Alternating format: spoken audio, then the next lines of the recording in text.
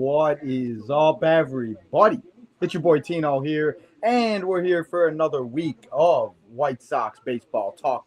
So let's not waste any more time. Let's get the guys in here and let's talk about it. Deech, what's up, man? How you doing? Shitty ass week with the play of the White Sox, but I guess Well, that was my cockiness. Obviously, last week they were like, "Fuck off, the baseball gods." So yep, they don't like us, and I mean the third man of the Southside boys, Mr. Justin. I mean, Justin, you called it. I mean, you said this is exactly what was gonna happen last week. You were like, so. The thing about water is it finds its level, and no, I mean I didn't think they would go 0-6. I definitely didn't take them to go 0-6. I think I took them to go like 3-3, but I'm not. Yeah, I think it was. I think you two are the same. Yeah, I didn't think they'd win the series in Cleveland. I was not surprised to see them get swept. Baltimore, though, that was a little bit more discouraging. I mean, Cleveland's just hot right now. Obviously, playing the Sox is a big part of it. It's a chicken or the egg situation, but they're right there. You know, they're vying to get in. So somehow, against all odds, even though they never have any fucking hitters besides Jose Ramirez. Well, yeah. I mean, and that was, I mean, like I said, I mean, we talked about it. I mean, maybe it was the thing. Maybe we were just being a little too whatever. But I mean, the way they were playing. But that's also just how fast baseball can change. Where I mean, a team could be so hot and then they go like this. So, I mean, like you said, I don't think we expected. I think what happened in Cleveland. They just cannot play in Cleveland or freaking the Kansas City is like the two. They just cannot seem to do anything. But Deej, I'll ask you this: did you find anything good in the Cleveland series? Because I'll be honest, I wasn't able to watch any of them, and now the football's on, I don't watch the games on Sunday. So, is there anything good that happened in the Cleveland series that maybe I missed, or because I was watching them on my phone, and it's kind of hard to do. I mean, Kyle Teal. I think Kyle Teal had an okay week, I guess, and then Yoendrys Gomez or whatever, the pitcher who's been in the rotation the last month or so, he had a good bounce back outing. But like Justin said, they don't really have any fucking hitters, so yeah, right. It's I don't know. I can't.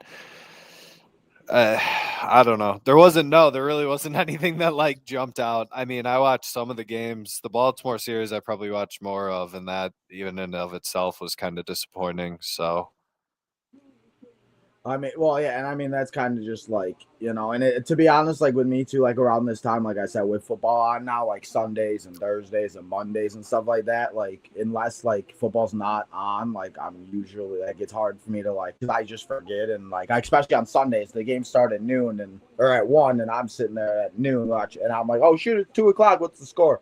And I'm just looking, and that's I mean. Where it's kind of like becoming that where there's a couple weeks left, they're not really doing that good. And that's the thing. I mean, like with like Kyle Teal and stuff like that, it just, I feel like, and I just want to see them. And as I said, like right before we started, like if they could start off good in April and everything, I think that would be the, like just being able to go out in there and play consistently because we see them play very good for a week and then they do this. And maybe it's all because there are all rookies and they've had a lot of people be called up, but it's just one of those things, especially what happened with Baltimore. Like, I don't know, Baltimore kind of scares me because all those players that they had, and yes, they played good against the White Sox, but they always seem to do. Like, remember earlier this year, they were on they lost like 10 out of 12. I think they won 2 out of 3, or I think they swept us, didn't they?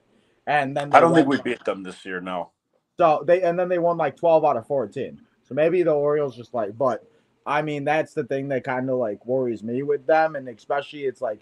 And that's the thing too. It's like we know that they can compete with these teams that are a lot better because we've seen it with like the Phillies, and they should have won 2 out of 3 if I remember against the Dodgers. I think they blew a game in the 9th inning, if I'm not mistaken. And again, obviously that also has to do with the bullpen. And I was saying it on one of the shows this week when I was live just watching the game. I mean, the bullpen is just they have to figure out where these guys are going to be positioned at because well, let's hope these aren't the guys they're positioning at all. Well, I mean, I'm talking about, I mean, that's very true because, I mean, who is actually going to be left in the bullpen besides, like, Mike Vassell and, I guess Mike Vassell. I saw and maybe Grant Taylor. Well, Grant Taylor will be around. Chris Getz got, I think it was yesterday or today, I saw some quotes from him. He like quadrupled down on Robert as part of the future here. Not even just like, he's using like long term now. So he must just be like, we just got to ride this guy out. Mike Vassell, he said, is going to be in the bullpen. He said they've been really impressed with his flexibility and being able to take on multiple roles in the bullpen. So that was at least good. And then there was some sort of article that came out within the last couple of hours regarding the whole new stadium thing, how the fire took over that 78 loop. Apparently there's people who are either invested in it or out in the government or something. There were quotes that pretty much just said the plan right now is contingent on there only being one stadium there. So it pretty much has like pushed the White Sox chances of even having any piece of that area, at least for the near future. So it'll be interesting to see how they pivot, because everyone keeps claiming the Ishbia money is going to go towards the new stadium deal and it's not going to be put into the roster. But if you have no stadium, I mean, I know they're looking other places, but I mean, I want some of it that. gets to the point of like, is that the most important fucking thing, or are we just going to continue to be mediocre? Well, I mean, and that's the thing. I mean, they have to eventually be able to take this step where they go and they spend on like a big bet. And we've talked about it, especially the runners in score. Like yesterday, I think they had met on first and second, and especially last week, they've been met on first and second and third with one or less than two outs. And yes, it's been a continuous with the White Sox. But for a minute there, they were hitting the ball runners and scores, and it just like they need to find that guy that we know that can come in and just clear the bases. And I mean, because when we score, we win. Obviously, I mean, you score, easy way to win baseball games. But I mean, it just like we've seen it be possible, and we've seen stretches of them being able to play consistently, and then there's stretches like this. But that also is that because they're young and they're whatever, and I don't know, because I've said it a lot, and I'm always one of those, especially like with like football too, like with the Bears. Like I try not to get too excited because everybody hyping up the Bears, this and that, and now they're 0-2 and blah blah blah. So it's just like that's why it's like I do my best not to get too excited or too everything, because this is how fast everything can change. Where again, a week ago we were talking about them being the best team since freaking August 31st or whatever the hell it was, and then because they do have an off day today, as I'm sure everybody knows if you're a White Sox fan. And then they do play the last home series of the year against the Padres. So the only other thing Chris gets, and now you're going to get the quotes because these beat writers and reporters are going to ask them about spending in the offseason. So someone must have hinted at that, and Chris Getz said they obviously realize they have multiple areas that have holes that need to be addressed, but it sounds like more of a cautious approach where they're willing to probably spend, but it needs to not be.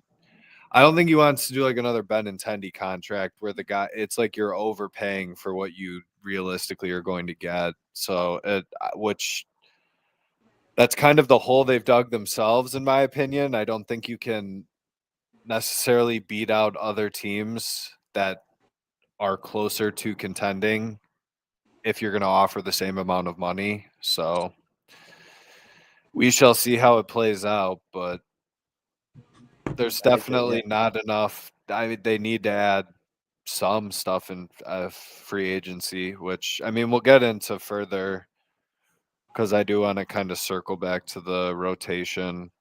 Well, yeah, and later on, I did just also Corey will be here in a couple minutes, so we will be able to have him and talk to him in a couple minutes. He said that he's setting everything up right now, and then yeah, I mean, and that's the thing. I mean, with this, I don't know, especially like too with like the pitching, because like with it was it Smith and then somebody else in the Orioles series. It was like they started off so good. And then it was like that one bad inning happened and they all just went down. And it was just like, and that's been I don't know. Maybe it's just September and they're done. They're like, we just want to go home. It's 2 weeks left. I feel them. I don't know.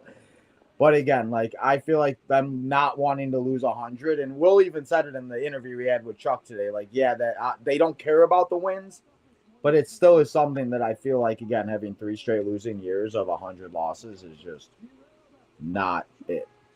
Because Ozzy even went though off we, about that the other day though too. He said there's a huge fucking difference between 199 and like for the fans. I mean, at that point, they actually seemed like they had a chance. Now that I highly doubt it. I mean, you got the Padres, Yankees, and Nationals, and I think you need to win what 6. You got a 6 and yeah, 3. Yeah, so yeah, it just seems very unlikely now. But at that point, it was like still plausible. And Ozzy said, like, for the fans who have kind of had to suffer the last couple of years, like, eh, if you can, like, show them like you appreciate the support and stuff. So, I mean, um, yeah, I mean, shall be very interesting. But speaking of Chuck and Ozzy, and as we wait for Corey, I got to give some kudos and a shout out to Mr. Deech for holding it down on X because if you guys did not see, and I wish I could show, but we probably get copyrighted. You guys see that the Southside boys made it on the pregame show. Chuck and Ozzy actually, and they sat there and talked about it for like a good like 2.5 minutes. So wanted to give you kudos, Deech, for that because one of those things. It was just cool to see Chuck and Ozzy say the name a few times and don't know who the heck's watching. So if anybody was watching, you're joining us. it Appreciate was it. it's more of a controversial question though because there It seems to be a it pretty big divide between the fan base as to like where exactly they are. There's some fans that think like pretty much none of the guys that are here right now are part of the actual like core that Getz is like trying to put together, and that they're counting on like this year's draft being like a majority of it, and the it was Caleb Bonmers and everything like that. So like all the guys that have been throwing out the first pitches as of late at all the games, and just they yeah, bring in it's either the guys anybody. that got drafted like this year or like guys that are in like single A, which speaking of that, I think isn't George Wolkow, is he still in single A? I think he's Yeah. in high Yeah, A. yeah, So it's one. Well, I'll ask Corey. We'll ask Corey about that because I'm definitely sure he'll know. But yeah, it's one of the two, and that's the thing too. I mean, like even like Braden Montgomery, like people were talking about. Like I think you continue just to let him in.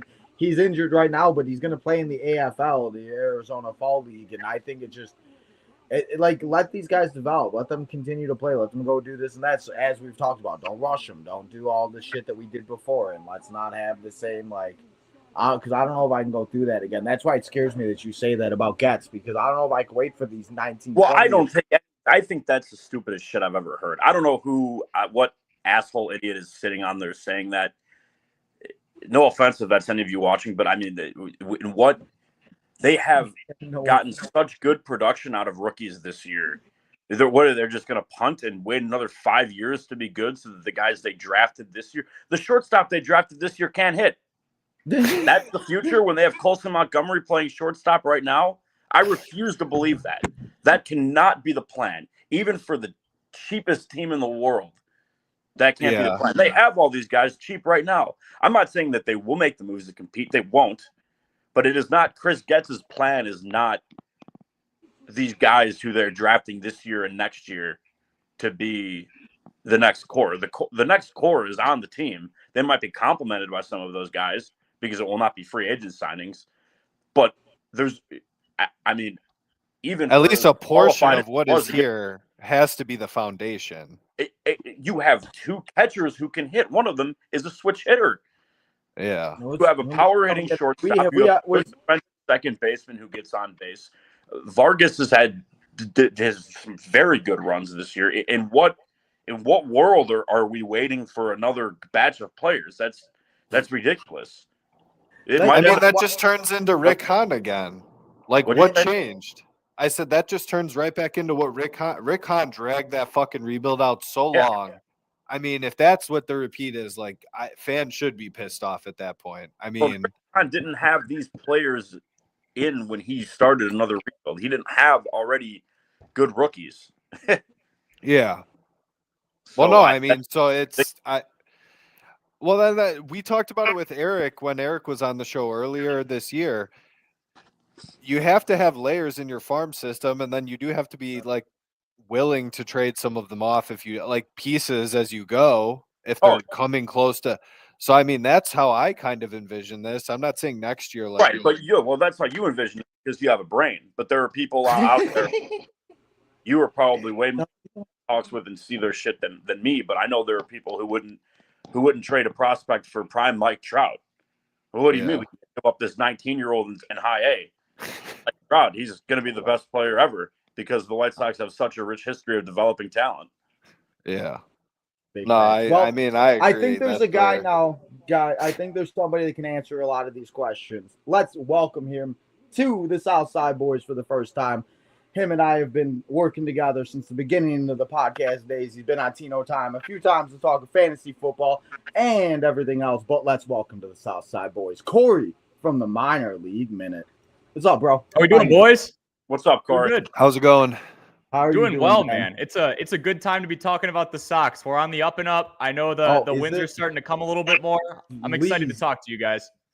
Please give us some hope because as I'm sure you were listening a little bit there, we've been talking about it and we're trying to figure it out. I don't know if I can wait another 5 years for winning and, all this nonsense. So, Corey, if people don't know and everything, tell us a little bit about like the Minor League Minute, which you guys do and everything over there. And give us a little bit of what you've been kind of looking at the White Sox and what's been going on this year and what you've seen, the good, the bad, and all of it.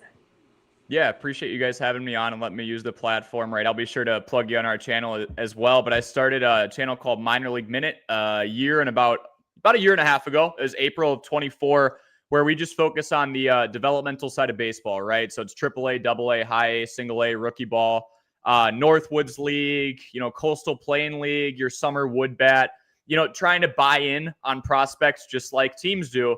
Before they hit it big and really follow different stories, find out what trends and patterns declare someone who's going to be really good or someone who might be bust-worthy like we've seen in the past where a team will dedicate their third overall pick to someone and they don't pan out. I also just think minor league baseball is really fun, right? I worked for a summer wood bat league, so the fun little alter egos and this is a kingfish. I worked in Kenosha, Wisconsin for a bit, so the creativity that those teams do with promos, the leeway that they have with their stadium dimensions and everything like that. You're seeing that a little bit with the Sacramento A's, whatever you want to call it, with them playing in a AAA stadium. So I don't know. I just love it, man. And I wanted to kind of spread more awareness because I know minor league baseball attendance was down at the beginning of this year.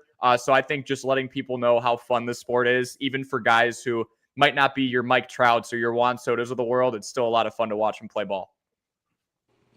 We'll love to see it. So, Corey, what can you give us for the White Sox and these guys that you've seen, and as we talked about a little bit off camera, like the Colsons, Montgomerys, the Kyle Teals, to give us some type of hope in like that, you've seen? And have you actually seen some of these guys play like live at like any of these? And have you called any of their games? Because I know you've been doing this for a little bit.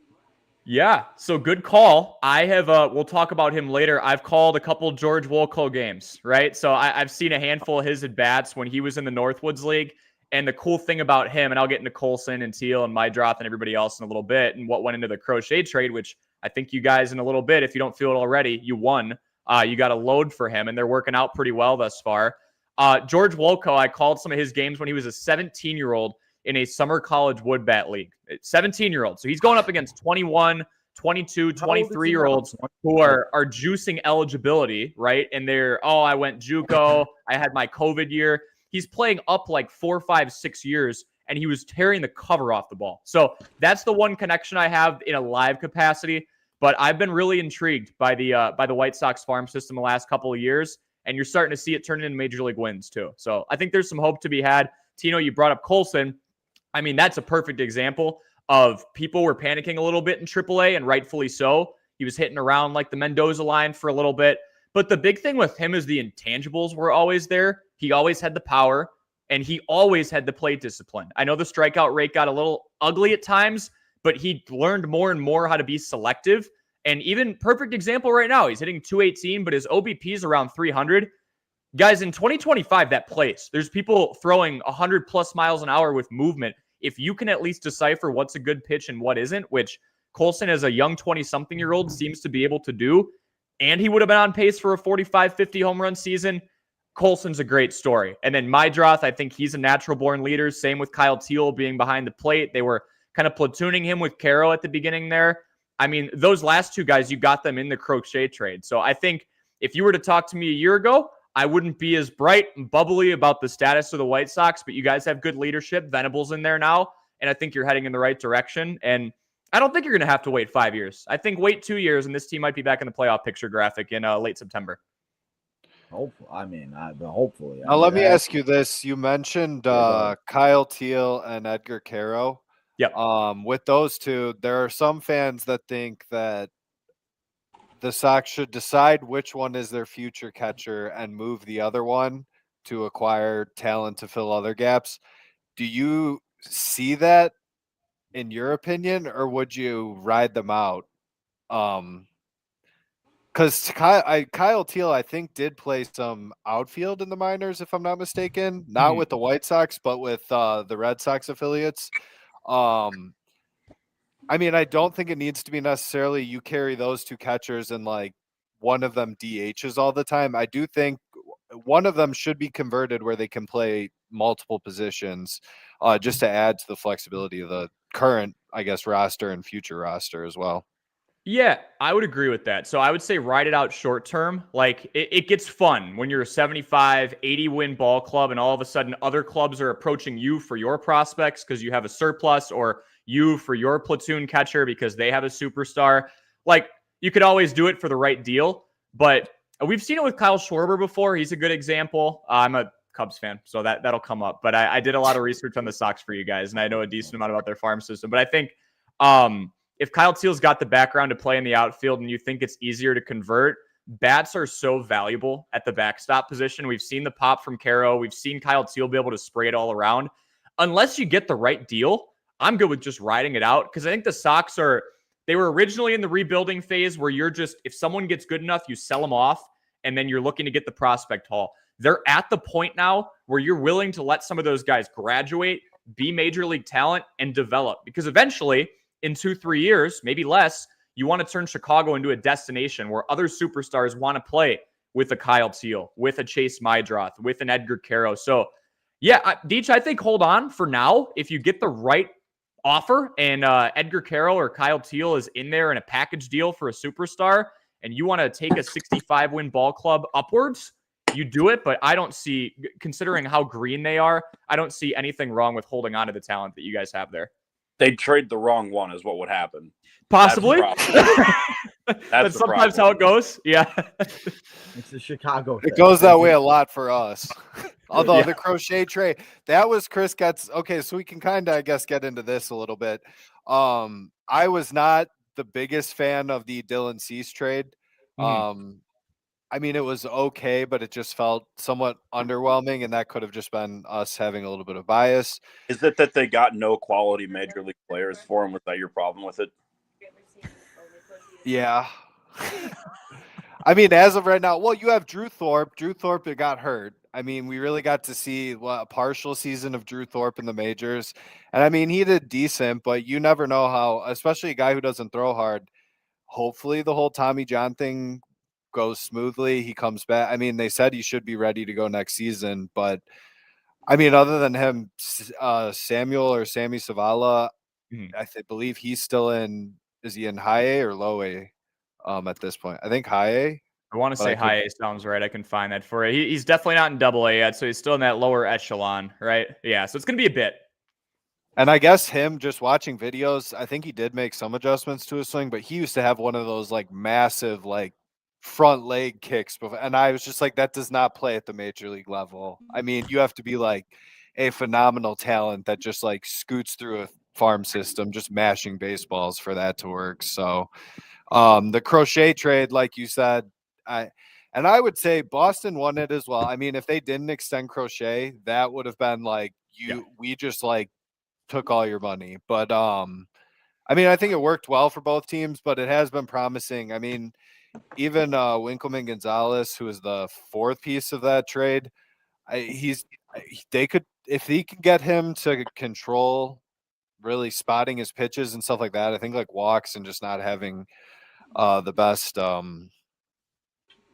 control of his pitches is really his struggle now. But if you get a bullpen arm out of him, I mean, as a fourth piece, who cares?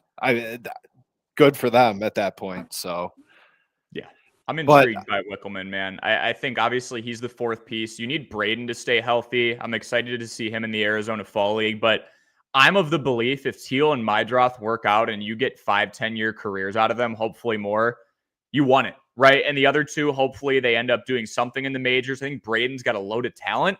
It literally just is. You even go back to the ending phases of his college career. It's just availability. Wickelman, I think that's the thing that you look for in prospects too. If a guy's got good stuff, but he can't control it, he'll be a bullpen arm. As long as it's good stuff, as long as you trust the movement off the arm and you feel like he's missing bats. I'm looking right now. He's eaten up about 49 innings. He's 6-4. You wish the ERA would be a little bit lower, but that's where you go in and you go glass half full and say his K per nine's fine. He's got 51 strikeouts in 49 innings. If the stuff is good, like you just said, worst case scenario, the Sox are willing to exercise it and they don't want to run into the Rule 5 crap. You just try him out as a bullpen arm, and I think that would be fine.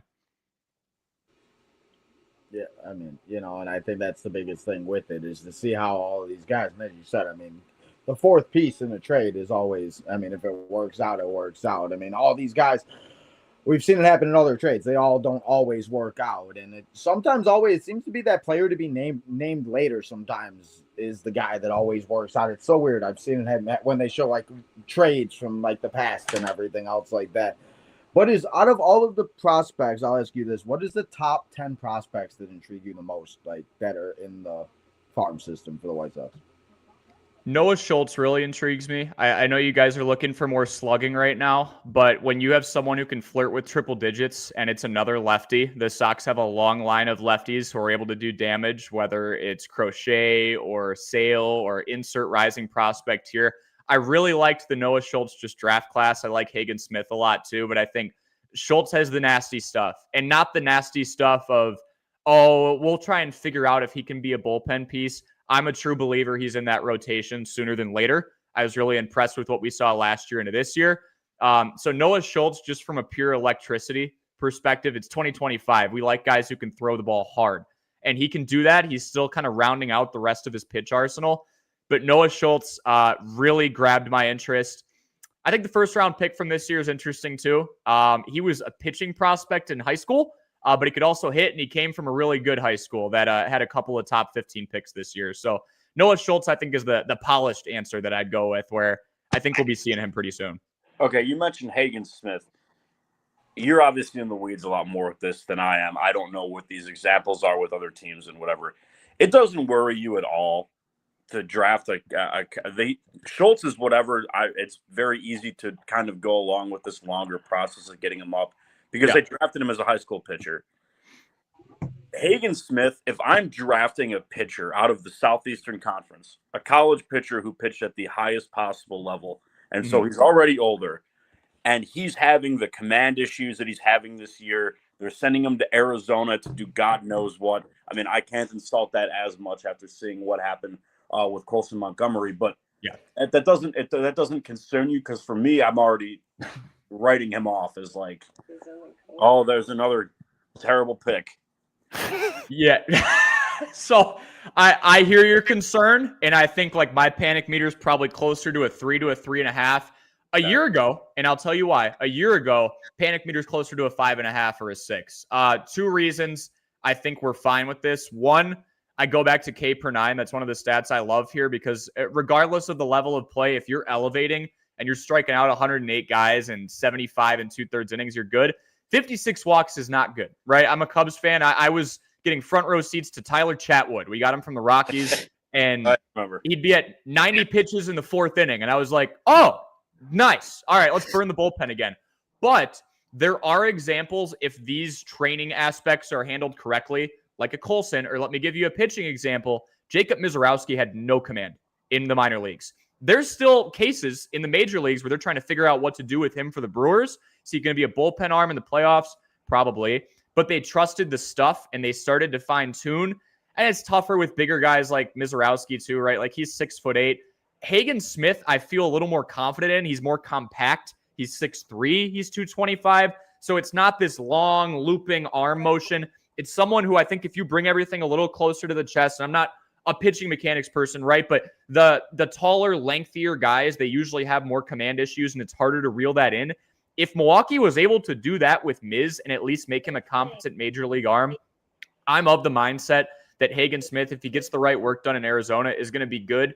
He also just needed innings. The first year, he got like 7-8 innings. This year, he's up closer to 70. I think the more volume you get, if we see 100 innings from Hagen Smith next year and he still walks 60 guys, yeah, I'm slapping the panic meter, because at some point you have to understand no matter how much a guy goes out and works on an aspect, it's not getting better. But because he's more compact, because we've seen recent examples, testimonials of Colson figuring things out, or a pitcher's perspective, a Miz, who I think his anatomy works against him a little bit more, I'm trusting Hagen. I do agree with you, though, if you have a guy who had more college pitches underneath him, if he was in the SEC, they should be more polished than, say, an 18-year-old that you're plucking out of a high school lineup and going, Then Schultz. you get to go against good guys now. Yeah. Yeah, exactly. So that was my biggest thing, is the difference between the two of them is like, and Schultz obviously has a year's head start in the organization, but again, they took him out of high school, and you just didn't seem to hear as many of these issues coming out of him. Like, that seemed like a good pick, but then it has kind of been the flip for Hagen Smith, where I didn't expect there to, and I don't, I'm not going to pretend like I knew who he was in college. I didn't study his scouting report or anything, but I've just been a little surprised at how it's kind of moving in quicksand when you draft a guy who, again, comes from that level of competition. So that was the only thing for me, was that's been a little disheartening. But you talked me off a ledge a little bit there with kind of the comparison to Mizorowski and whatnot. So I appreciate that. Yeah, I'll let him get his innings in too, but I will say I also hear your concern, and I think it's weird that if you just told me you have a guy out of high school who's 6'10", and you have a guy out of the SEC who's like 6'3", 6'4", who's going to have the command issues? It's kind of flipped. Like, Noah Schultz by no means is a saint when it comes to avoiding walks, but he has seemed like, and again, like you said, JB, like he's got more pro baseball experience at this point. He got a bit of a head start, but no, I would say 2026 is going to be a big year. Worst case scenario, though, if the Sox are going in the direction I think they're going in, he's in a prospect hall, and then you just sell somebody else on him. So I'd be curious to see what kind of work he gets done and if the delivery changes at all. But it's a lot easier to do that with a 6'3" guy than, ironically enough, a Noah Schultz, who's not even having those issues right now. Right. That makes total sense. Yeah. So before we shift to someone else, I did want to ask you, out of anyone, because there's fans who I think are still in the mindset that Chris Getz is just going to like keep selling and just stockpiling the minor league system. To me, for you to land anything that makes like impact pretty quickly here, it would have to be you're flipping a Noah Schultz or a Hagen Smith. I mean, there's really not anyone in the system or even at the major league level where I'm just like, they should be flipped solely to just because they will give us a ton of talent back. Mm-hmm. Is there anyone you can like pick? I mean, Grant Taylor, I guess, but that's who I'm going to transition into. Are you more of a Grant Taylor in the bullpen type of guy, or do you see him being in the rotation? I personally am more, he can't figure it out at this point in the bullpen. He seems to be kind of inconsistent, and just based off of his lack of innings and injury history, I would lean towards, and I think Bannister was on a podcast, Brian Bannister, the head of pitching or whatever, and he was saying his like release point is very similar. Something about his like mechanics is very similar to Tyler Glass now. Mm-hmm. And he was like, so you can either push him to be a starter, but you're going to have a ton of injury risk, or you can lower that risk a ton and just let him be a dominant bullpen arm. So I was curious what you foresee his future turning into. Yeah, in terms of bullpen or starter, I think at this point it's bullpen until proven otherwise. Like you said, he doesn't have a lot of innings. He's in like the 30s right now. If this was someone who had a profile of in years past, he was able to reel in 100+ innings, then you go with that. But even if they wanted to turn him into a starter, and let's say other prospects aren't ramping up right now, the Sox don't want to go and make a move for somebody and sell off a prospect haul for a right now starter, I would say they would ease him into it, as opposed to just like jamming him in and going, all right, you're our 5 right now. Because I think in a couple of years, the Sox will have enough talent to fill that out anyway. So I would say he stays bullpen. at the moment. I know you were bringing up before of, is Getz going to stay in sell mode or is he going to at some point go buy? I think there's 3 steps, right? You're constantly, if this guy gets good enough, Hauser, see ya. If this guy gets good enough, Crochet, see ya. The middle is develop the prospects into big league talent. The last one is, we're a destination now. Let's get some buy pieces, and we'll be willing to give up prospects for it. I think because the Sox are in that like developing stage, if they went after someone, this is somebody I have my eye on for a few teams at the deadline, like a Taylor Ward if you wanted a fun bat, but I also don't think they're in a spot where you would package up prospects and then a Grant Taylor and then this piece to go and get a Kyle Schwarber. Like that, you're not doing that yet. Probably they in a don't have couple to years. do that for him yet. They can just give him a big check this offseason. Yeah, exactly. You could just do it in free agency, right? So there's that too. But that level of talent, I think, yeah, Grant Taylor, bullpen until proven otherwise. And then in terms of going out and getting people and not being sellers, if they go out and get anybody, I think it's marginal. It's just slight upgrades. But once you crack that like 75 win seal, I am a true believer that you're 1 or 2 players away from flirting with the postseason at least.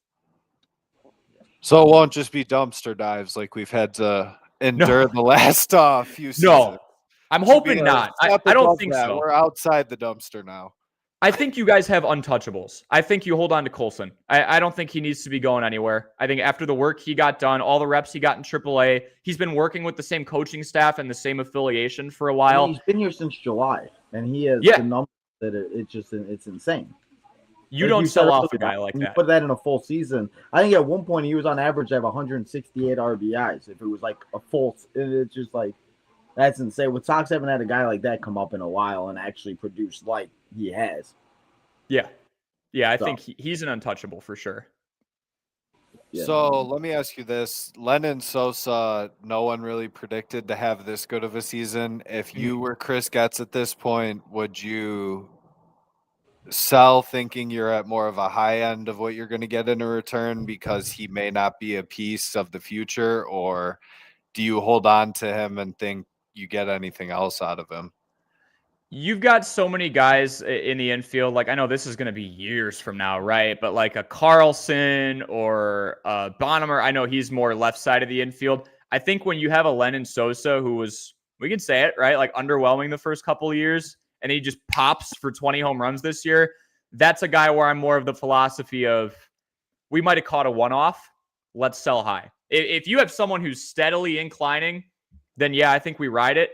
But him, I think you got so many different, and that's anytime you get into the middle of the infield, usually prospects that are designated as like shortstops can go anywhere. Like we've seen that in so many different farm systems. That's, I think second baseman and shortstop is one of the most replaceable positions out there just because of the versatility of it. Ideal, obviously, for the right deal. But selfishly, as a team that's trying to get better and trying to get closer to, the 70, the 75 wins where someone else can be a destination. If he's one of 2 or 3 pieces to go and make a splash, absolutely, because I think it is more of a one-off year. I hope I'm wrong. If you guys hold on to him and he ends up doing this again next year, cool. But I'd be of the mindset that see you later, buddy, for the right deal. So yeah, what do you think? What do you think the right deal is? Like, what realistically, like, can they get? Because for me, I'd be fine to shoot because he can't play defense, and so there's really not a space for him, even if he's hitting the ball well. Like, I love Madrid at second. I love Wilson at third. I'm more of a Vargas at third guy. I don't care if they want to play Vargas at first.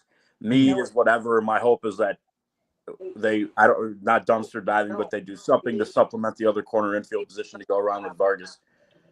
Like, they need bullpen help, but as a team that's going to acquire a guy like Lennon Sosa, are they giving up bullpen arms and hurting their route? Like, they need guys who can just come in and get people out. And so if they made adjustments to this roster and traded off of it, that's why I want to see them supplement the talent. But is there a team out there that, or it doesn't have to be a specific team, but like, hey, we're adding this hitter who hit whatever he ends up finishing with 22, 23 homers last year. But in doing so, we're giving up at least a respectable bullpen arm. Do you think that that's realistic at all? The team that came to mind, funny enough, is the Padres, who were very active at the deadline. Well, they'll do anything. So I guess they'll do anything, A, but B, when they made that move for Mason Miller, they like doubled down on their bullpen. They already had one of the better bullpen ERAs in the league. So I'm of the mindset, I can't really go into Preller's mind. I don't think anybody can after what happened. Preller can go. I don't want to be in Preller's mind after what happened. But I think I'm of the mindset that, okay, you already had a really good bullpen. You have enough. If there's a team that's willing to offload, it would be them. Because also I was looking, and when they got some catching help and they were kind of vying around, testing the waters for bats, they weren't a great slugging team. So there you go. Here's a second baseman who hits 20 home runs. Give me your 5th best bullpen arm. It'll be our 3rd best because that's where we have a deficit and you have a surplus. It's like you're trading in like fantasy, right? You're going to go up to someone for their wide receiver when they have 5 good ones. Yep. Don't go up to the person who only has CeeDee Lamb and be like, I'd like that. I'm already looking. They're going to slam the phone on you. One of those situations. But yeah, hey, that'll be great. We can give San Diego a call in 2 weeks after you guys knock them out. So that'll exactly. We can there we all go. each other here. Yep. Appreciate the answer. Yeah. No. I mean, sorry, I lost my train of thought. My bad. But yeah, no, I mean, and you're absolutely right with all of that. So it shall be interesting to see how these guys play out, and especially, I mean, it should be interesting to see what happens with the Padres this weekend because it's funny you mentioned play the Padres. We literally play the Padres. And Teach, didn't you say we're facing Dylan Cease tomorrow? Right? Is it tomorrow on Friday? Yeah, it's Cease and it's the last Friday Night David Lights Martin. too. Yeah, that's right. The last Friday Night Lights with their asses. But what's the next question we got for Corey Deach? Do you have the Okay, so this one, so obviously Caleb, is it Bondemer is how you pronounce his last name? Is that correct? Okay. Pretty sure, yeah. So he won the Carolina League MVP and is an all-star or whatever from that league, which is high A, correct? Yeah. Okay. So with that, as a White Sox fan, I have a very hard time getting extremely excited about players that are getting hyped up in like A ball, I guess. I just don't. I mean, it's just hard because we've been burned too many times by these like hyped prospects. What about him makes him special? Like, how would you sell him to me? Yeah, great question. And I think it gets really, really tough to even like do your research on these guys because you're looking for tape and sometimes the quality isn't always there or it's just someone who's not getting a ton of reps. With Bonham, 2 things for you. Okay. 1, he is listed as a shortstop, third baseman. Remember what I said before? When I see shortstop at that low of a level, I mean, think about the skill set you have to be deep in the hole. You have to have a really good arm. You have to be nimble, and you better have a good glove. Guys who can pick the ball, guys who are nimble. Okay, good arm. Really good arm? Flip him over to third. That's what happened to Manny Machado and many guys before him, right?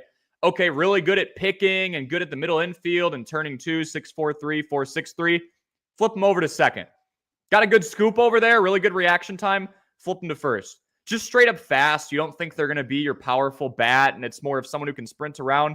You just found yourself an outfielder in a couple of years. So that's one. The Padres only acquire shortstops. Exactly. Yeah. So, looking ahead to that, right now you're speaking Preller's language. But anytime I see shortstop, regardless of the skill set, I go, man, dude. Whether it's we use him or he gets shipped off, people's eyes light up when they see that because they know that they can flip that person, especially in right A, high A, sometimes even double A. You can turn them into something else. It's like your flex play. 2, if you look at his scouting profile and you trust the scouts on this one, right? It's 50 everywhere, 50 or higher everywhere. Hit rates are very tough. You said you've been burned by, guys who were touted as future all-stars in the lower phases before. But the fact that his power, his speed, his arm, everything is a 50, that's a 5-tool player potentially, or a 4-tool player potentially. So if the arm isn't there, or the power isn't there, or he strikes out a lot, but he's really good on defense, you have other things to rely on. I'd be a lot more alarmed about someone who was being named an all-star and an MVP in his own league and getting these accolades if it was like 60 graded power and then everything else was like 35, 40. I'm going, no. You have to hope this guy can catch up to 100 miles an hour in a couple of years, and there's no way that we know that he can do that. But the fact that he is so level across so many different aspects, you have 4 fail-safes. If one doesn't work, hopefully the next one does, and that's where you get value. So yeah, versatility at the shortstop position, but also you just have someone who's at least decent everywhere, and that's a really good sign for me. So the negative side of so the bad example you just mentioned, that's pretty much just Tim Elko. Yes, like 60 grade power, but then there's nothing else. That's really good to kind of harness this all in and at least draw a comparison for the Sox fans in the chat. But that was good. You sold me on him. Yeah, I think like you don't need a superstar. That home runs are sexy, right? In 2025, we want someone who can hit 35. We want someone who can make the most of every at bat. But I said the power example specifically because of that, because that's where you get the Joey Gallos of the world, where a GM picks up the phone and goes, "I think I can fix him. He can hit the ball really far." But if he's striking out a ton, or they don't have a good arm, they're a defensive liability that you have to plug them into the DH spot. What's the point? They're just taking up spot on your roster. But you've got somebody like this who's at least a 50 in every scouting profile. Again, or every scouting grade, every tool is what I'm trying to say. Again, take it with a grain of salt. He's in Winston-Salem right now. He's got to go through 2 more levels after this. But I'm a lot higher on guys who I think are at least decent everywhere. So then you mentioned George Wolkow before. Do you see him as potentially being a major league player that actually sticks in the next couple of years? And how far off do you think he is from debuting? What is he right now? I'm trying to see. He's probably 19 because it's been 2 years since I've seen him. Yeah. George Wolkow, when I saw him in person, right? I told you before he was playing up like 4 or 5 years. The power, he had a moonshot in front of me off like a 22-year-old who probably wasn't going to go to the majors, but he was a D1 player at a mid-major school. And I went, okay, this guy can play up. I think he's a competitor. I think he has a lot of power. And I think he's a physical freak. What is he? I'm trying to see here. 6'7", 240, right? So that's your Ellie De La Cruz or your O'Neal Cruz builds, where it's a big dude with a lot of power who can also run. I think he is, what is he? He's 10th right now. He's someone where if you're willing to bet on athleticism and skill set and ceiling, you feel good about him. He is in low A still for a big reason, and that's because he's raw. He strikes out a lot. He's got a bit of a hole in his swing at times, and he's still working out the other intangibles. So, like, I look up and down the top 10. I just saw, I believe MILB.com was coming out with their prospect rankings and grades, and the Sox, I want to say, were in the B plus range because your Teals and your My Drops graduated, right? But I think you go down to somebody like George Wolkow, and I don't want to use the word close. I think in a year and a half, 2 years, you need to see consistent play for 100+ games for him to be able to graduate and then do it again and then do it again. That's the thing about the minor leagues, right? You could tear the cover off the ball and hit 350 in single A, which he is not, and then you go up and it's a whole different ball game. Especially when you make that jump to double A and then to triple A. You are playing guys, especially in triple A, who have been in the majors, sometimes for 10 seasons. And now they're the 35-year-old catcher who's trying to rehab. So I think I'll be transparent with you, right? I think he's a far cry away, but I think he's a physical freak and he has the intangibles. But now this is where those late night sessions with the hitting coach and the batting cages and you're working out your fundamentals and your intangibles. The great thing about George Wolkow is he's really athletic. He's a freak of nature. And he's at the point where you shouldn't be above the idea of stripping everything down to the studs and fixing it if there is a big issue there. Yeah, we're Deech and I are both from Downers Grove, so we felt obligated to ask about him. But he's also one of the most intriguing prospects. Yeah, I think he's raw and he'll be fine, right? Like he's still so young too. That's the other thing is when you see someone who's got a couple of years, I want to say now under his belt, or was this the first one? It's a second. I want to say. Yeah, I think it's a second because they started doing that show last year and on like him and Montgomery and all of them, and they. Yeah. So I think he's bright, and I think he's going to be fine. It's just he's a little further away since he's in the lower phases of the minors. But also for a minor leaguer who's in his second year, you would expect that to be what? Like a 21, 22-year-old, and he's not. Like he is getting a head start on the guys who are going to be drafted next year and the year after that who are his age. So I think he's a little further away, but I saw it firsthand, man. Like you could tell when he was standing there among, I would say I was in the Northwoods League. It was summer wood bat. Like 10% of the players would be in the majors. He was one of them. Like he was a man amongst boys, and those boys had like 4 years on him. So it's there. It's just going to take a little bit, but it's there.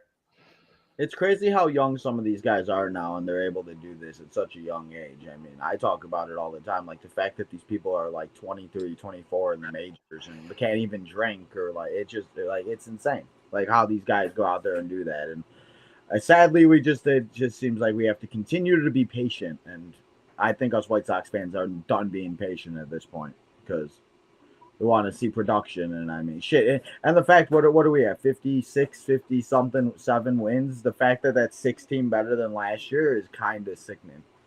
And it's crazy that, like, that, and it has a lot to do, especially since the All-Star break, with the Chases and the Teals. And there's been a couple games that they won in that 6-7 game winning streak. The reason why we won were all because of the rookies, when Smith pitched and everything else like that. And I'll ask you that because you're obviously from Milwaukee, the Green Bay Fudge Packers, and Corey, you know how I feel about Wisconsin.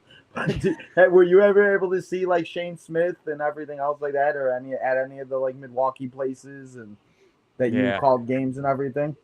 I missed him. I missed him as a fan because I go to a lot of Timber Rattlers games. That's the high affiliate for the Brewers. So I saw Churio early on. I saw Pena, who's one of their shortstop prospects, and Jesus Mate. But I did not see Shane Smith on the come up or before. I did not catch Shane Smith anywhere, actually. So I wish I saw him in person.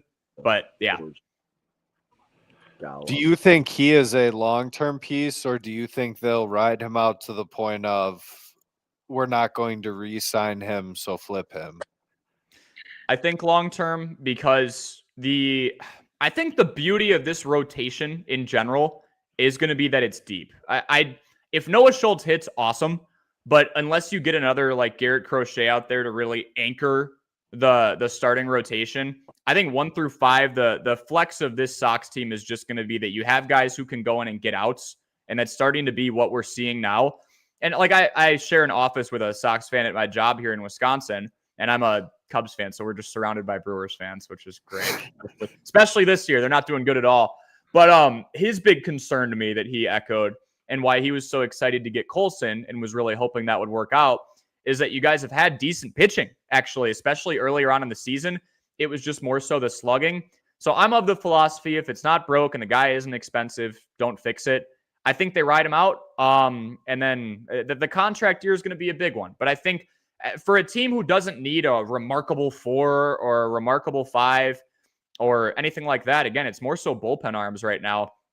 I would say long-term or ride it out. I don't think he gets flipped, because I think you're content with having somebody who's in Shane Smith's spot, if that makes sense.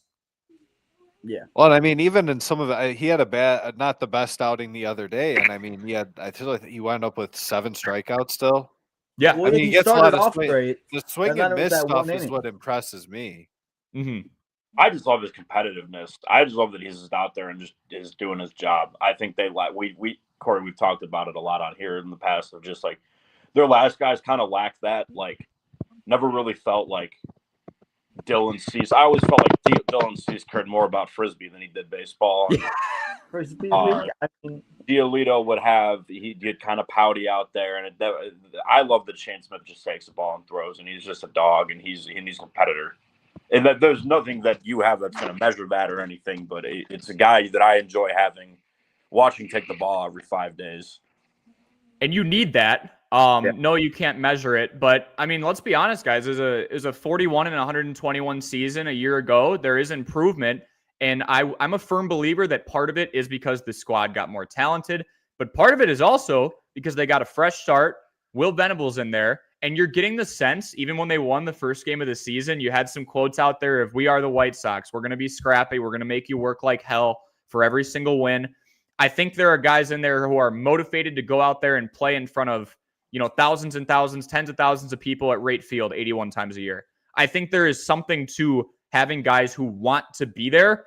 Your old manager said something on his way out the door that I think lit a fire under the right people. It was, you guys have a chance to make history here, and not in a great way. And I'm paraphrasing, right? Some people took that as, oh, that's horrible. No, you're holding them accountable. And the right guys, that's going to light a fire under, like a Shane Smith. If you give a message to somebody like that who's already animated and wants to win, what they're going to do is go out there and give you 7-8 strikeouts in 5 innings with really good stuff. And they're going to get pumped up when they get out there even though maybe the bullpen arm's coming in because they kept their team in the game. So no, you guys both make a great point. It's not immeasurable, right? It's not the hit tool or the BABIP or exit velocity or insert advanced analytic here, but there's something to be said about having guys who want to be there. That is how you build a playoff team. That is how you build a destination for other guys to come over. That's how you build a culture. And that's ultimately, when there's one team that's happier than everybody else at the end of the year, how you do that, because you need buy-in. And they did not have that last year. And I'm a firm believer they have a lot more of that this year because of guys like Shane Smith. No one respected that manager. No one respected Pedro Grifol. It was a joke. I mean, who do they? They've had so many guys. Was Clint Frazier? Clint Frazier went on that podcast and talked about him. Yeah, that was on what was it? Yeah. AJ's podcast. Out of all the players, Clint Frazier is the one to come on and say it. I'm only going to remember he was on the Sox because of that, right? Yeah. But yeah, no, I agree. I mean, you hit the culture was just the word I was waiting for you to get to there. And then you hit that, and they have guys.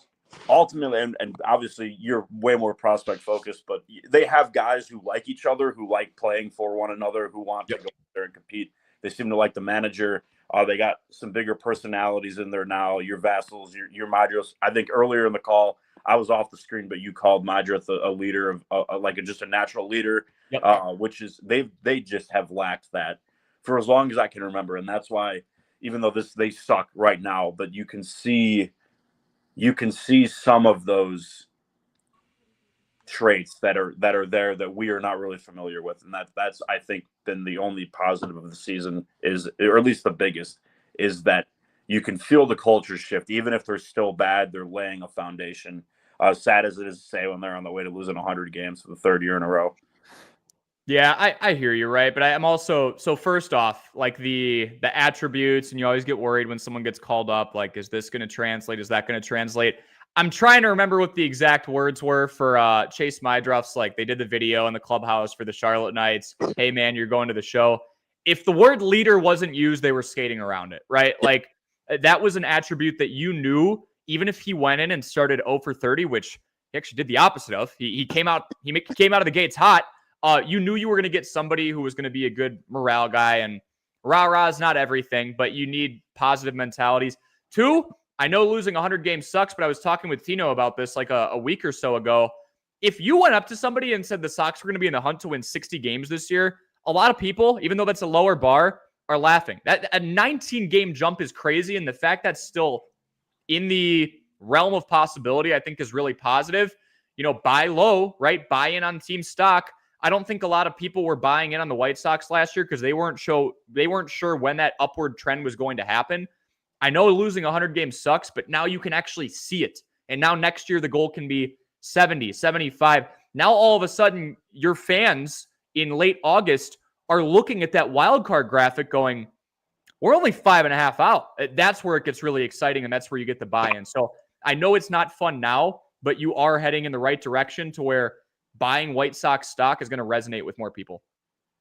Yeah, I mean, Teach knows about that White Sox stock. He's already got his season tickets for next year. Oh, there we go. I like it. But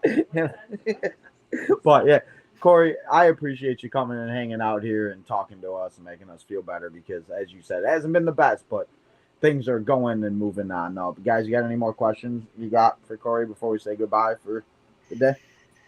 Corey, I love you. No, I'm all good. I appreciate you, Corey. This was fun. Yeah, that's all I got for right now. You really knocked it out of the park, man. We appreciate you coming on. I mean, there were certain guys where I was starting. I mean, like the Hagen Smiths and stuff like that. To hear it from a different perspective, because I feel like we're biased in the sense of we've had so much failure or like bust prospects that there's just not. And I get that Chris Getz has revamped the whole development thing, but I'm starting to lean towards I'm actually impressed with how much he's been able to turn just the development around. And I guess it's just it seems like he has connections that Rick Hahn did not have throughout the league because he's able to bring these guys in around him. And it starts at the top, right? It starts with Getz, Hahn at the time. Then you go down. Grifol was not it. Let's get a recent player who was literally on the Padres and a couple of other teams in Venable who's fucking Padres, man. What the hell? Yeah. Yeah, it all loops back to the Padres, right? It You got all the pipeline leads going. back to the Padres. But there's something to be said about someone who was in a clubhouse as a player 10, 15 years ago, who now goes in and takes that leadership position and knows, all right, this is what I like to hear. That this is what message I was getting when we were winning 85, 90, 95 games. So, no, I think you guys have a good thing going on. And it's your first time meeting me. So hopefully you don't think I'm sugarcoating it, but I'm speaking transparently, right? Like I think Wolko he's a great prospect, but he's further away. But the Noah Schultzes of the world, and if Hagen Smith can figure it out with how good his stuff can be, you're going to be a happy camper in a year or two here. It's just a matter of, I'm a Bears fan, right? I hope I can relate to you guys on that. I know what it's like just being in the same spot for a long time and doing what's the definition of insanity, doing the same thing over and over again. But I genuinely do think you guys are going in the right direction.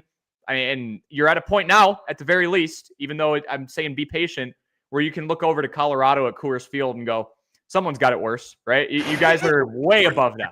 So, and they don't have much direction at the moment. They got Ethan Holiday. I think he'll be fine, 4th overall in the draft. But no, I appreciate you guys having me on. Don't let this be the last time. If you want me in the future, I told Tino I'll fledge the schedule out and make room. But I love talking ball, and you guys have a really good thing going on here. Thank you. We appreciate it. I got one more question for you, because we go all the way back to fantasy football. Dak Prescott or Jordan Love this week? Oh gosh, against our defense with everybody out, probably Dak Prescott. There you go. Yeah. There you go. I can't make a quarterback decision, so I needed to ask you because every quarterback I would say Dak because Tucker. What was it? Tucker Kraft just went down with a knee injury today, so no Reed, no Watson, no Kraft. I'm going. I rely on Jordan Love's availability though. If he's out, the Packer Jordan Love, Jesus Christ. What's his face popped up as questionable on my app today? Josh Jacobs. So if he's out, maybe. They're all fucking questionable. Gotta love Fair. it. But Corey, if you want to let everybody know where they can go and find you over on the Minor League Minute, all the fantasy football stuff, as everybody knows from Tino's time, you do all the fantasy football stuff too. So it's your time. Let everybody know where they can find you. Yeah, I'm putting a lot of my eggs in the minor league baseball basket. We do still have Armchair Fantasy Football on YouTube, but definitely if you're a fan of this channel, I think you're going to resonate more. We talk a lot of Sox. I've had a couple of videos actually dedicated to the White Sox. I have one where it's titled, Are the White Sox Saved? I put the record in from last year, and I went in and dove into the Colson Montgomerys before he got called up, and the Kyle Teals and the Chase Mydroths. But it's Minor League Minute on YouTube. We're on Twitter. We are on TikTok, and we are on Instagram. It's a lot of short form, so a little 30, 60-second hitters on prospects, but currently, I'm actually, ironically enough, just dropped his name, working on a longer form video on Ethan Holiday and why he could be the best Holiday yet, which is actually kind of crazy because his dad's a 7-time All-Star. And he's literally in low A right now, so it's very hard to make a determination like that. But yeah, if you guys like the funky minor league stuff, the interesting mascots, the alter egos, or if you're a Sox fan and you want to learn about the first-round pick from this year, you want to learn about Braden Montgomery when he gets underway in the Arizona Fall League, we're your place to go, man. And we're not the only place to go. Stick around here. These guys know a lot more about the Sox than I do. I just know about the guys who are hopefully names before their names. So that's my spiel. Well, Corey, I appreciate it as always, man. We'll keep in touch, and we'll definitely have to have you on again, most likely next year, and hopefully we'll be talking about some of these guys a little bit more. So enjoy the rest of your Thursday. Go watch some Thursday Night Football. And, guys, we'll see you next week for another episode of the Southside Boys.